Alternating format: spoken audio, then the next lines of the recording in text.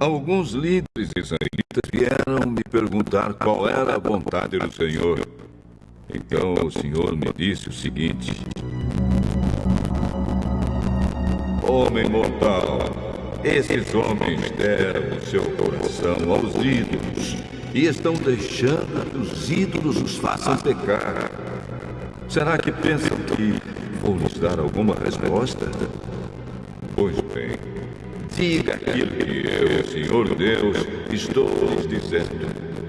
Todo israelita que sente no coração a vontade de adorar ídolos, que está permitindo que eles o façam pecar e que vai consultar um profeta, receberá a minha resposta. E será a resposta que os seus muitos ídolos merecem. Todos esses ídolos desviaram o meu povo de mim. Porém, com a minha resposta, espero que ele volte a ser fiel a mim como antes. Por isso, diga aos israelitas que eu, o Senhor Deus, estou dizendo o seguinte: arrependam-se e abandonem os seus ídolos nojentos.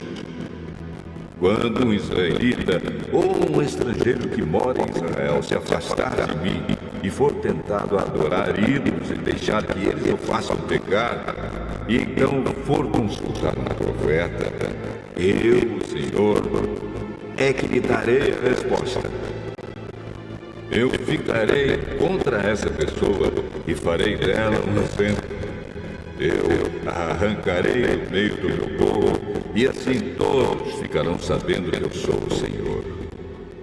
Se um profeta for enganado e der uma resposta falsa, fui eu, o Senhor, quem o enganou. Eu o tirarei do meio do povo de Israel. Tanto o profeta como aquele que o consultar receberão o mesmo castigo. Farei isso para evitar que os israelitas me abandonem e se manchem com seus pecados. Eles serão meu povo e eu serei o Deus deles. Eu, Senhor Deus, falei. O Senhor me disse o seguinte: Homem mortal, se uma nação pecar e for infiel a mim, eu levantarei a mão contra ela e destruirei os seus depósitos de alimentos. Farei com que haja fome para matar gente e animais. Mesmo que Noé, Daniel e Jó estivessem vivendo ali, a honestidade desses 3 homens salvaria apenas a vida deles. Eu, o Senhor Deus, falei. Se eu mandar animais ferozes para matar as pessoas, e por causa deles a terra ficar tão perigosa que ninguém possa viajar nela, mesmo que esses 3 homens estivessem vivendo ali, juro pela minha vida, diz o Senhor Deus, eles não seriam capazes de salvar nem os seus próprios filhos. Eles salvariam somente a sua própria vida e a terra viraria um deserto.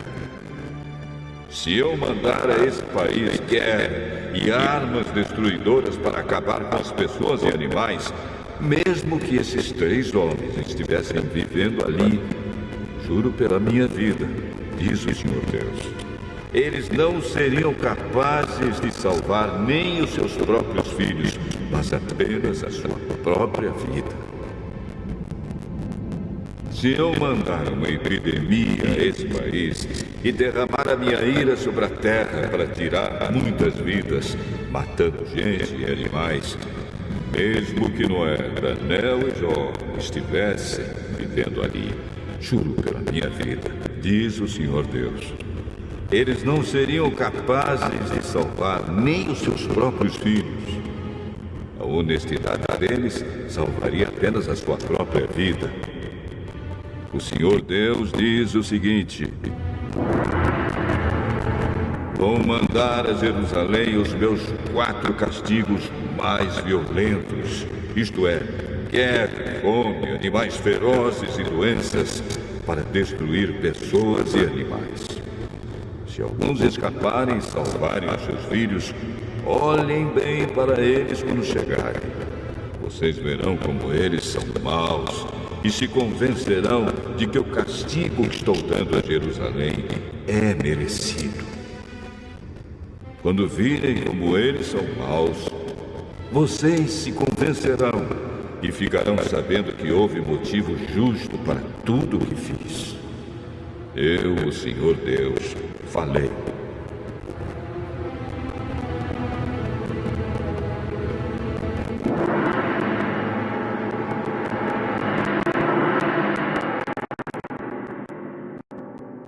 Amém, glória a Deus, Senhor. A gente vai esboçar esse versículo, esse capítulo 14. Ele fala sobre a idolatria e a necessidade de arrependimento. Ele fala sobre a igualdade de responsabilidade diante de Deus. Ele também fala a falsidade dos falsos profetas. Ele fala sobre o julgamento, os 4 casos hipotéticos. Ele fala sobre a justiça de Deus no julgamento de Jerusalém. E agora a gente vai conversar aqui num versículo de 1 a 6, onde ele fala sobre... ele fala assim: alguns líderes israelitas vieram me perguntar qual era a vontade do Senhor. Então o Senhor me disse o seguinte: homem mortal, esses homens deram seu coração aos ídolos, estão deixados que os ídolos o façam pecar. Será que pensam que eu vou lhe dar alguma resposta? Pois bem, diga aquilo que eu, o Senhor Deus, estou lhe dizendo. Todo israelita que sente no coração a vontade de adorar ídolos, que está permitido que ele o faça pecar, e o que vai consultar um profeta receberá a minha resposta. E será a resposta que os seus muitos ídolos merecem. Todos esses ídolos desviaram o meu povo de mim, porém com a minha resposta espero que ele volte a ser fiel a mim, como antes. Por isso digo aos israelitas que eu, o Senhor Deus, estou dizendo o seguinte: arrependa-se e abandona-se dos seus ídolos nojentos. Aqui Deus está falando sobre a idolatria e a necessidade de se arrepender, né? Ele deixa bem claro, né? O Ezequiel, o profeta de Deus, ele foi visitado por alguns dos anciões de Israel. Ele buscava conselhos sobre Jerusalém ou o cumprimento do seu exílio. Mas o que Deus fez? Deus revelou a Ezequiel que esses homens tinham ídolos em seus corações e bloqueio de tropeço diante dos seus rostos, né? E naquela época, né, a idolatria em Jerusalém ela fosse aberta. A idolatria da Babilônia era mais sutil, interna e não externa. Então a idolatria é um pecado grave que traz consigo a ira de Deus, né? E a gente vê nesse livro de Ezequiel, do capítulo 1 ao 14 que a gente está lendo aqui, a gente está vendo muito a questão dessa idolatria, como Deus literalmente detestava essa questão de idolatria. Então, essa questão de idolatria é algo assim que a gente está vendo muito no livro de Ezequiel, né? E aí ele fala, né? Aqueles que vêm ao Senhor enquanto ainda... meus irmãos, a idolatria é um pecado grave que traz consigo a ira de Deus. E aqueles que vêm ao Senhor enquanto ainda obriga ídolos em seus corações serão confrontados com a idolatria. E Deus lidará com ela para o benefício final da nação. Ele fará isso para recuperar o coração do povo, para que se volte para ele, se renuncie a todas as práticas que é detestável, que Deus detesta, enfim, que não faz parte, né, do que o Senhor quer para nossas vidas, que não faz parte do que o Senhor tem para a gente. Então, o que acontece? A gente vê hoje muito essa questão de idolatria, idolatrar outros deuses, idolatrar pessoas, né? Ao invés de buscar a Deus, fica terceirizando a busca de Deus acima de outras pessoas. E o nosso crescimento espiritual, ele não está dentro de uma igreja, ele está na Bíblia, junto com a busca insensata, junto com a intimidade, junto com o que a gente tem para buscar o Senhor, para conhecer Ele mais a fundo, sabe? Não tem como terceirizar o que temos que fazer nós como cristãos, que é essa busca para conhecer o Senhor. Quando eu a conheço, tudo se torna mais leve, tudo se torna mais brando. Porque se a gente ficar terceirizando, se a gente for um crente que vai para a igreja só no final de semana e bota a Bíblia lá no cantinho da sua casa, e não e na semana não faz um devocional, não lê a Bíblia, enfim, não busca mais essa presença, não tem um momento de intimidade com o Senhor, nada feito, né? E tem essa questão que não tem como a gente terceirizar isso, né? Não tem como a Maria querer passar no vestibular se ela só estuda uma vez na semana. Não tem como, sabe? É necessário ter essa busca para conhecer mais de Deus. É necessário a gente estar com essa busca todo o tempo para conhecer mais do Senhor, né? Para que nós possamos literalmente entender mais da palavra e o mais importante, que eu acho de tudo isso, não é só ouvir a palavra. Para mim, o mais importante é colocar a palavra em prática. É a gente poder colocar a palavra em prática, porque só ler e guardar, gente, não vai adiantar. É ler e colocar a palavra em prática, é ler e fazer a diferença todos os dias em nossas vidas. Que seja ajudando pessoas, que seja falando a palavra de Deus para outras pessoas, que seja sendo a boca de Deus aqui na terra, enfim, que seja que nós possamos literalmente fazer nossa parte como cristã. Não só ouvir a palavra aqui e agir de forma diferente dentro do nosso lar, dentro da nossa casa, com as pessoas da rua. Não. A gente tem que ler a palavra e colocar essa palavra abençoada em prática. É para isso que a gente tem que fazer. Porque tem muita gente, eu conheço a Bíblia, eu tenho muito conhecimento da Bíblia, eu tenho aquilo, mas na hora da prática não faz nada. E aí? Não faz nada, né? E a gente vê muito isso. A gente tem que pedir a misericórdia de Deus nesse povo, não a ira de Deus. Porque a ira de Deus, quando ela vem, ela não vem só sobre ele. Ela vem sobre todos. Então, pedir a misericórdia de Deus. Sempre a gente tem que pedir a misericórdia do Senhor sobre essa nação, né? Sobre tudo que a gente está passando por hoje. Porque hoje a gente está vivendo o livro de Ezequiel. Se a gente for ver hoje, né, a nossa nação está vivendo o livro de Ezequiel. A gente vê o que está acontecendo, muita idolatria, pessoas que não conhecem literalmente a palavra, ou pessoas que conhecem a palavra e não praticam a palavra, que ainda tem esses que conhecem e não praticam, né, que conhece, faz de novo, e vai de novo, e vai de novo. E conhecendo a palavra, sabendo tudo, vai lá e faz. Sabe? Então é pedir misericórdia de Deus sobre essas pessoas. E aqui ele fala também, né, que tristeza é ver os anciãos de Israel procurando o conselho de Deus enquanto ainda adora outros deuses, né? Deus não é obrigado a responder a quem se recusa a reconhecer sua soberania. Mas ele é misericordioso, ele é amoroso. Em vez de dar aos anciões as informações que desejava, ele instruiu, né, Ezequiel a dar a mensagem que precisava. A atitude de Deus em relação à sua idolatria. E naquela época, Israel precisava ouvir a mensagem, gente, do arrependimento. Então, assim, alivie todos os seus ídolos, renunciar e todas as suas práticas detestáveis. Não busques conselhos em ídolos e bloqueios de tropeço, mas sim no Senhor Todo-Poderoso, que Ele é capaz de perdoar e de curar, né? É isso que nós temos que fazer, é buscar Deus acima de tudo, acima de todos, né? Que nós possamos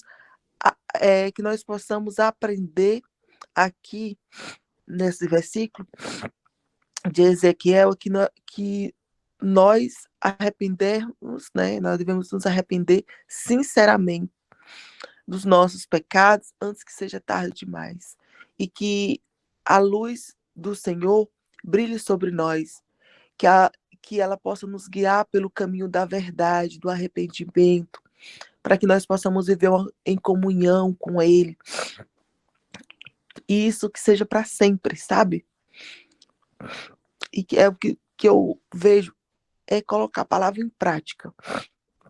Por mais que às vezes não seja tão fácil, é desafiador. hoje é desafiador. Hoje, no mundo que nós estamos vivendo, é desafiador. Mas nós temos que ter o Senhor como centro de tudo, né? Como centro de tudo e ter essa busca por Ele, essa busca insensata por Ele.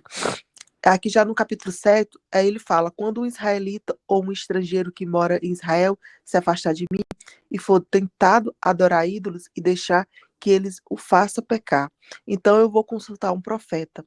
Eu, o Senhor, é quem lhe darei a resposta. Eu ficarei contra essa pessoa e farei dela o exemplo. Eu arrancarei do meio do povo e assim todos ficarão sabendo que eu sou o Senhor. Olha só, né? Se um profeta foi enganado e deu uma resposta falsa, fui eu, o Senhor, a quem o enganou, e tirarei do meio do povo de Israel tanto o profeta como aquele que o consultar receberá o mesmo castigo. Então Ezequiel ele ampliou um escopo de sua mensagem, alertando que qualquer israelita que se atrevesse ou presumir a Deus enquanto obrigava à idolatria, seria respondido pelo Senhor em julgamento. Né? Deus não é um Deus que se deixa zombar ou desprezar. Aquele que busca conselho ou resposta do Senhor, enquanto ainda adora ídolos, em seus corações será confrontados com o pecado e a justiça de Deus. Deus prometeu que ele responderia a essa pessoa com ações e não palavra. Ele deixou claro. Ele se moveria contra a idolatria para matá-los, não por vingança, mas como exemplo, né, para os outros ali. Esse exemplo seria um sinônimo de uma história conhecida e falada por muitos, né, uma advertência sobre a ira de Deus e sobre a seriedade do pecado. Ali seria como se fosse um exemplo, né, ali para aquele povo, para a nova geração. Igual está sendo para a gente aqui hoje, né? A gente vê, né, que o pecado ele é uma ofensa contra o nosso Deus que é justo e santo. Ele não pode ser simplesmente, né, a gente ignorar ou varrer ele assim, jogar para debaixo do tapete, enfim. Ele tem que entender, né, que ele é um Deus que exige justiça, punição pelo pecado. Mas ele também é um Deus que oferece misericórdia. Ele oferece perdão aos que se arrependem, né, aos que se voltam para ele e com todo o seu coração. Então aqui, né, que Deus ele deixa bem claro, né, que não adianta você dizer, eu pequei aqui, vou jogar aqui, me perdoa aí, aqui, vou buscar os conselhos de Deus aqui, enfim, se não for algo sério, se não for de coração, se não for de verdade, se não for com amor, então tem que ser de verdade, né? Que nós, né, que possamos nos arrepender sinceramente dos nossos pecados, que nós possamos nos voltar para o Senhor e buscar perdão, buscar cura, que nós possamos ser sensíveis à santidade e à justiça de Deus, que nós possamos ser obedientes à sua lei, que nós possamos colocar a palavra em prática, né? E que a graça do Senhor Jesus Cristo ela esteja conosco, que ela esteja nos guiando, que nós possamos estar no caminho da verdade, da justiça, nos dando a força para resistir às tentações do pecado. Como eu falei para vocês, não é fácil, mas se nós temos um Deus como centro de nossa vida, esses obstáculos serão quebrados, né? Mas que nós possamos viver literalmente uma vida em santidade, uma vida em obediência, uma vida digna de todo louvor ao Senhor. E já que no capítulo 9 a 11, ele deixa claro que não, já estou no 9 e 11, né? Deus deixou claro que não responderia, né? Que não responderia, e mais que estava, não responderia aquele povo, não. Desculpa, gente. Deus deixou claro que não responderia a um interrogatório que estava obrigando a idolatria em seu coração. Se um falso profeta desse uma palavra para uma idolatria, ele seria uma palavra enganosa que levaria à destruição de ambos. Deus consideraria os dois indivíduos responsáveis pelos seus pecados e os puniria de acordo. Então, não tem meio pecado, não tem um pedaço do pecado, não tem isso. Eu pequei um pouquinho aqui. Eu menti aqui, né? Eu menti. Digamos que chegou alguém na minha casa e ali tá meu filho ali, e sua mãe tá aí, a pessoa faz assim, não, tipo assim, com a carinha assim de não, ela é pecado, ele já começa, e nem incentiva o próprio filho pequenininho a mentir, sabe? Não tem um pedaço de pecado, não tem meio pecado, é pecado, sabe? E não adianta, né, dizer que é meio, que é pedaço, né? Então, assim, que nós possamos, é que nem eu falei aqui, colocar a palavra em prática, que quando as tentações vierem, quando Satanás querer infiltrar coisas sobre a nossa mente, sobre o nosso coração, e que nosso coração não, né? Mas eu vou dizer sobre a nossa mente, né? Que nós possamos recorrer ao Espírito Santo de Deus, né? Porque ele é o nosso guia, ele é o nosso consolador, ele está ali conosco. Então, literalmente, é querer ser a imagem e semelhança de Deus, é querer viver como o Senhor, é querer ter olhos como o do Senhor, é querer ter mente como o do Senhor, querer ter uma vida espiritual como o do Senhor. Maria, mas ainda não consegui. Tem muitos hábitos que eu mesmo como cristã ainda eu não consegui mudar, né? Eu não consegui mudar ainda como cristã, eu não consegui mudar. Então é agora que nós precisamos, né? Se eu sei onde que eu estou errando, se eu sei que é pecado, né? Eu dei o exemplo aqui da mentira, que é uma coisa básica, que é uma coisa pequena, mas que não é um meio pecado. Ali eu vou procurar mudar em relação a isso, vou pedir discernimento ao Espírito Santo. Senhor, eu tenho esse vício, eu tenho esse pecado dentro de mim, mas esse não me pertence, porque não te pertence, Jesus. Então, assim, pedir que o Espírito Santo venha te incomodar em relação a isso, para que você não venha cometer mais esse tipo de pecado, né? Gente que tem a questão da pornografia, ou que é fofoqueira, e fala da vida dos outros, enfim, procurar literalmente se limpar, né? Se limpar. Ao invés de apontar o dedo para a vida dos outros, é se olhar no espelho e falar o que eu preciso mudar, né?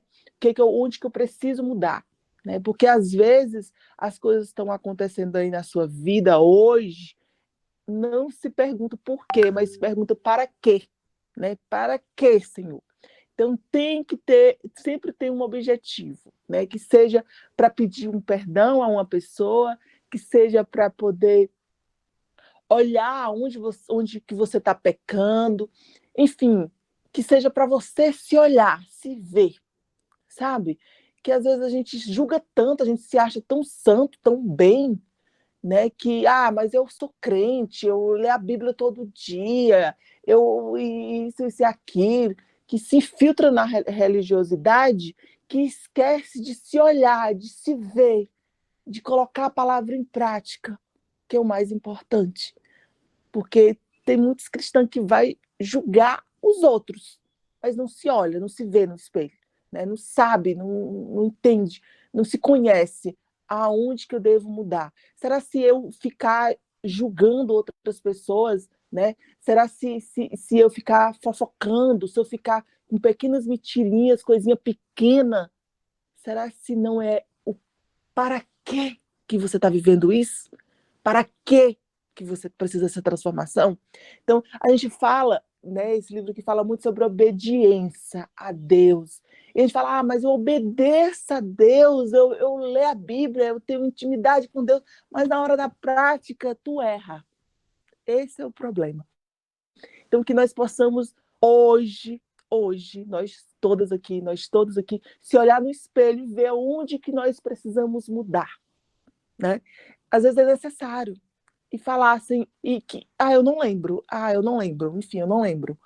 É no momento de oração falar assim, eu traz na minha mente, Pai, o porquê, o que eu preciso mudar, eu quero entender, Pai, aonde eu quero saber o que eu preciso melhorar para mim literalmente ser um cristão de verdade, para mim literalmente ter um coração como o teu, ter uma mente como a tua, ter um espírito como a tua. Enfim, é poder se olhar, é poder se ver, é poder dizer assim, eu quero ser literalmente a tua imagem e semelhança. Né? Que aqui ele fala muito sobre a obediência, muito que a gente tem que obedecer, mas eu vejo no meu coração assim, que é literalmente a gente se ver, é literalmente a gente se olhar.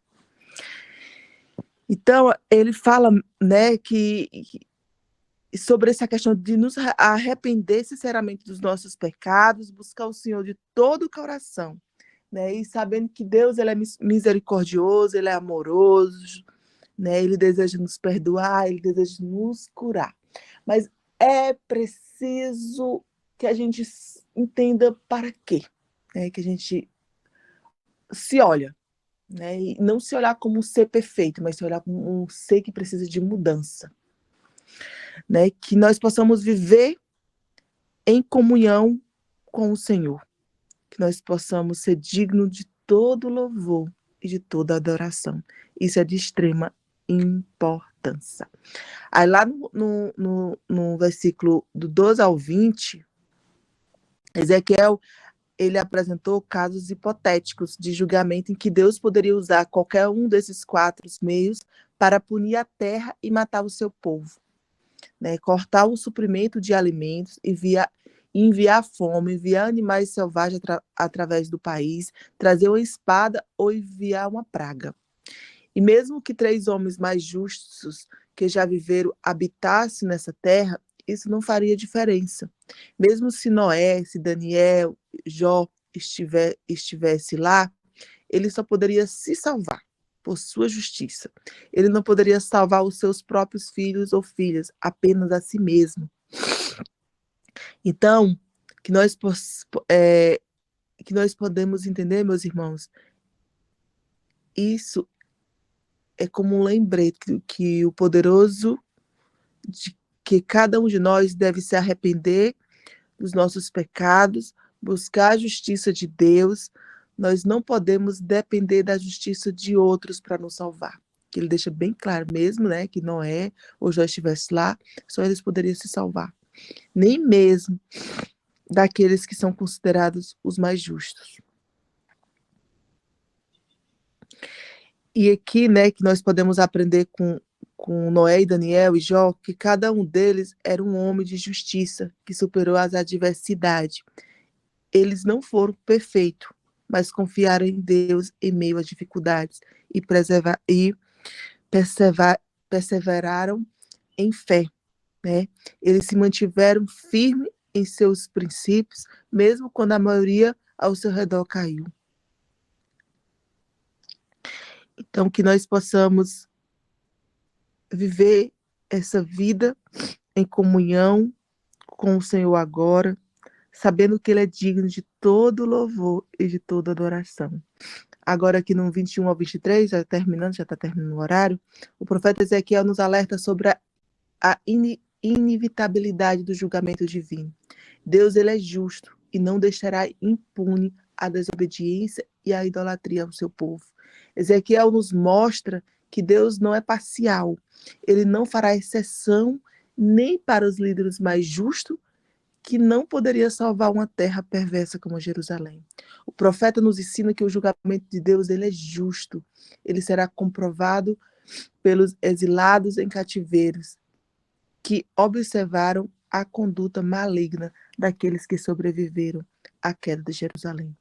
O Senhor Deus enviará os seus terríveis julgamentos, espada, fome, bestas e pragas selvagens contra Jerusalém. Isso será pior para ela, porque não terá gigante da justiça para interceder pelaquela cidade.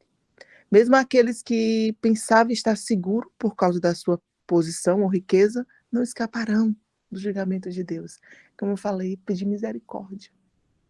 Pedir literalmente misericórdia.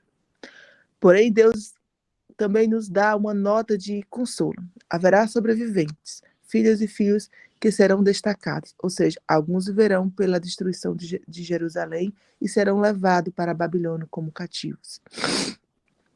Eles observaram a conduta maligna dos cativos trazidos de Jerusalém e perceberão o julgamento divino. Foi justo e merecido. Que nós possamos aprender aqui, nesses versículos de Ezequiel, é nos afastar da idolatria, da desobediência, pois Deus ele é justo e não deixará impune nada.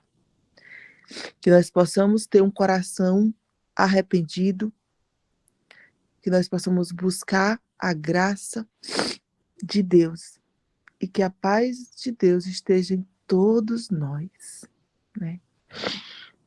Amém. E a gente vê que esse capítulo ele foi escrito há milhares de anos, mas ele é muito relevante nos dias de hoje. E a gente vê que muitas pessoas se afastam de Deus e seguem os seus próprios desejos egoístas. Esse é um problema gigantesco, né, dos dias de hoje que a gente está vivendo. E o pecado ele continua a corromper a sociedade e separar as pessoas de Deus. E o que nós temos que aprender, né?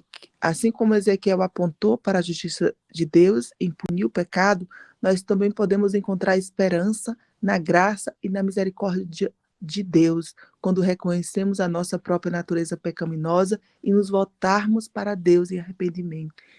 Ele nos perdoa, ele nos dá uma nova vida. E a gente poder também, né, ter a responsabilidade de compartilhar a mensagem de esperança com os outros. Assim como Ezequiel foi um profeta chamado por Deus, né, para alertar as pessoas sobre o pecado, nós também somos chamados a ser luz em um mundo escuro e levar a mensagem do Evangelho para todos os lugares. Então, é isso que nós temos que fazer, né? Como foi falado aqui no capítulo 14 de Ezequiel, ele é uma chamada à atenção para o pecado e uma exortação para voltar para Deus em arrependimento. É nós nos enxergar aonde que está nosso erro. Mas não é só ler a Bíblia, é colocar ela em prática, né? É o que a gente aprender hoje, praticar, que seja com pequenas atitudes, mas praticar. Trazer uma mensagem de esperança para aqueles que se voltam para Ele e confiam na sua misericórdia e graça. Que nós possamos ouvir e responder essa mensagem em nossos próprios dias e compartilhar ela com as pessoas ao nosso redor. É poder ver o seu irmão passando por algum problema e você poder ajudar. E você poder falar de Deus para essa pessoa, de você poder estar levando conforto, que às vezes as pessoas não conhecem, não sabem, não teve a oportunidade. Nós que temos conhecimento da palavra, que temos a oportunidade, vamos trazer essa paz, levar a palavra de Deus para essas pessoas. Não é só porque é fulano, não é problema meu. Não é isso, é ver o teu irmão, é teu irmão, né? Nós somos irmãos em Cristo. Incentivar, né? É literalmente que nós precisamos fazer nossa parte aqui na Terra.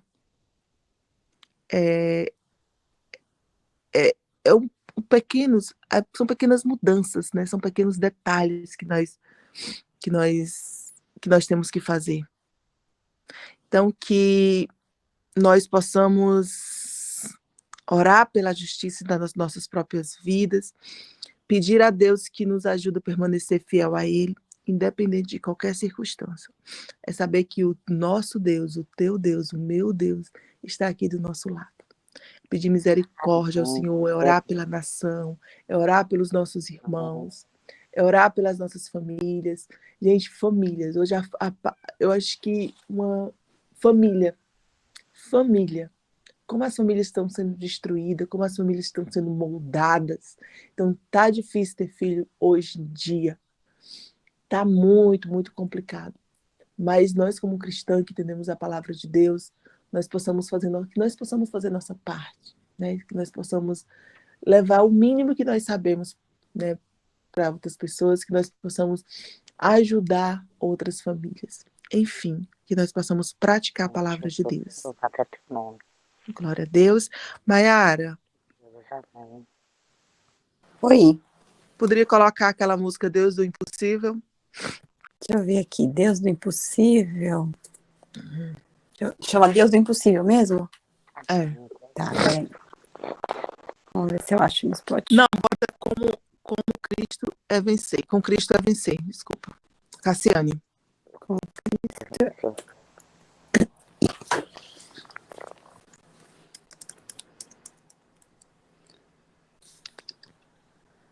Acho que eu achei aqui. Vamos ver. Ué, cadê?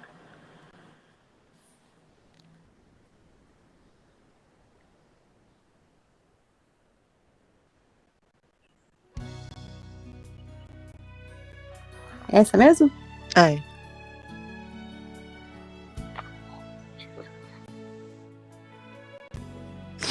Que nós possamos meditar nessa música. Que nós possamos entregar nossa vida hoje, nessa manhã, literalmente nas mãos do nosso Abba, do nosso Pai. Que nós possamos entender que nós somos filhas e filhos amados. Que nós possamos nos sentir amada pelo nosso Abba cada vez mais. Que nós possamos literalmente saber que esse Deus, Ele cuida, que esse Deus, Ele transforma, que esse Deus, Ele lapida.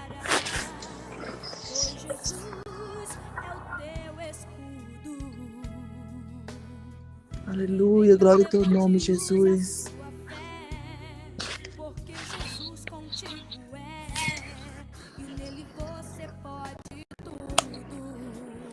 Aleluia, com Deus nós podemos tudo.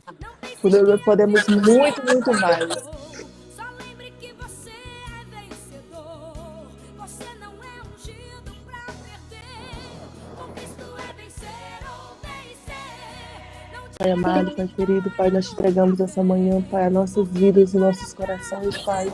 Nós te entregamos, Pai, nessa manhã, Pai, que tu venha fazer a tua mudança sobre nossa casa, sobre o nosso lar, Pai. Pai, traz em nossa mente, Pai, o que nós precisamos mudar, Pai.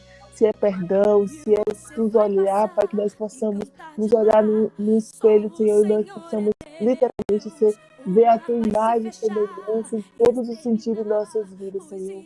Pai, que nós possamos ser boca do Senhor aqui nessa terra, que nós possamos, Pai, levar a tua palavra para outras pessoas, Senhor. Que teu Santo Espírito, Pai, venha nos incomodar quando for necessário, Pai. Que teu Santo Espírito venha nos guiar, Pai. Que nós possamos literalmente, Pai, andar em águas profundas, Jesus. Pai, obrigada por esse amor incondicional. Obrigada, Pai, por fazer parte da nossa vida, Pai. Que a tua misericórdia, Pai, ela venha se prevalecer sobre essa nação, Senhor. Que a tua misericórdia, Pai, venha prevalecer sobre a nossa casa, a nossa família, Jesus, Pai, que nossa família toda venha de encontro contigo, Jesus, que nós possamos, Pai, literalmente, Pai, ser essa filha obediente à tua palavra, Pai, que nós possamos, Pai, te honrar em todos os momentos da nossa vida, Pai. Pai, entra sobre a nossa casa, entra sobre o nosso lar, Pai, seja o centro, Pai. Seja o centro de tudo, Senhor, que Deus possa nos guiar, que Deus possa nos enviar, Pai, anjos, Pai, para que nós possamos, Pai, ser literalmente, Pai, ser servas e servos do Senhor, Pai. Pai, que Tu seja o centro de tudo, Senhor. Que Tu seja o todo-poderoso de tudo, Pai. Nós te entregamos essa manhã de quinta-feira, nós te entregamos a nossa casa, nós te entregamos os nossos filhos, nós te entregamos tudo que temos, Pai. Nós te entregamos o nosso corpo, nossa carne, nosso espírito diante da tua presença, Jesus. E te pedimos, Pai, que seja tudo do teu jeito, que não seja nada do nosso jeito. Eu creio, em nome de Jesus, Pai, que o Senhor possa nos conduzir com o teu Santo Espírito um dia abençoado, um dia extraordinário com a tua presença, Pai. Que nós possamos colocar literalmente a tua palavra em prática. Eu creio em nome de Jesus, Pai. Em nome de Jesus. Glória a Deus, glória ao Senhor, glória ao nosso Pai. Amém, amém, Senhor. Amém. Glória a Deus. Amém. Senhor, obrigado, Deus. Um beijo, que Deus abençoe o dia de vocês, seja um dia extraordinário. Amém. Para você também. A linda. tarefinha de hoje é se olhar no espelho e ver o que você precisa mudar. Beijo. Amém. Glória a Todos. Deus. Tchau, tchau. Beijo, gente. Tchau. Tchau, gente. Até amanhã.